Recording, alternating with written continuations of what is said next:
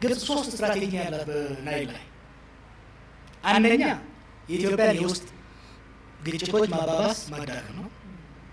ያ ሲሆን ምክንያቱም በውስጥ ስንጣላ ስንጋጭ አቴንሽኑ ሪሶርሱ አይኖረንም፣ ውሃውን ማልማት አንችልም። አንድ ሁለተኛ ከጎረቤቶቻችን ጋር እኛም ማጋጨት ነው። ከጎረቤቶቻችን ጋር ስንጋጭ ጎረቤቶቻችን ትደግፋለች፣ እኛም ሪሶርሱ ፎከሱም አይኖረንም። ሶስተኛ የዓለም አቀፍ ተቋማትን በተለይ ፋይናንሻል ተቋማትን በጫና በማድረግ ለእኛ የፋይናንሻል ድጋፍ እንዳያደርጉ ነው። የመጨረሻው ምንም ማድረግ አንችልም። የመጀመሪያዎቹ ሁለቱ ግን እንችላለን።